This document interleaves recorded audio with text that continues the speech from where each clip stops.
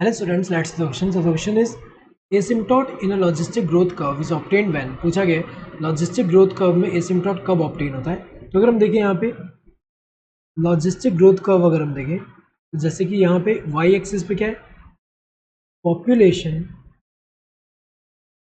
Population density जिसको हम N से रिप्रेजेंट कर रहे हैं, यहाँ पे क्या है टाइम जिसको हम टी से रिप्रेजेंट कर रहे हैं। सो लॉजिस्टिक ग्रोथ में क्या होता है इनिशियली धीरे धीरे यहाँ पे नंबर ऑफ इंडिविजुअल इंक्रीज होगा, इसके बाद क्या होगा यहाँ पे जो है ये इनिशियली तो लैग फेज है, यहाँ सफिशिएंट नंबर में अगर इंडिविजुअल आ गए उसके बाद कैसा होगा यहाँ पे लॉग फेज होगा।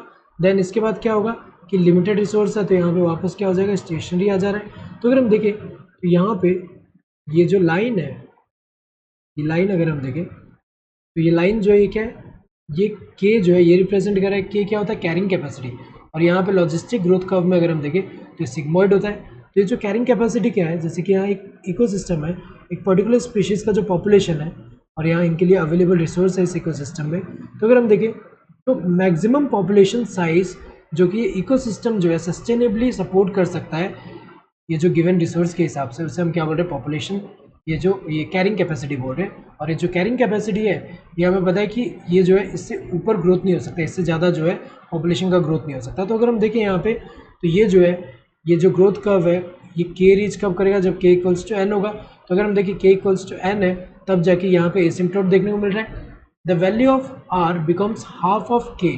तो ये तो गलत दिया हुआ है क्योंकि अगर हम देखें यहाँ पे इसका इक्वेशन अगर हम देखें जो चेंज हो रहा है यहाँ पे जो पॉपुलेशन डेंसिटी में चेंज देखने को मिल रहा है that is equals to R into N K minus N divided by K. तो यहाँ पे अगर हम देखें आर हाफ भी हो जाए तो अदर फैक्टर पे डिपेंड करे कि एसिम्पटोट जो है रीच करेगी नहीं, तो ये तो गलत दिया हुआ है।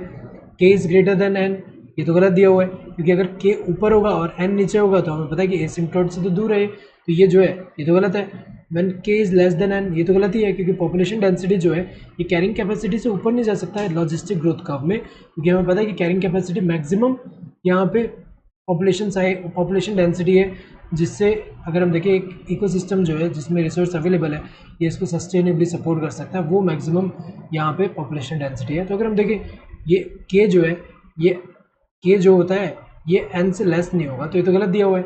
So correct answer this fourth one. Hope you understood the question. Thank you and all the best.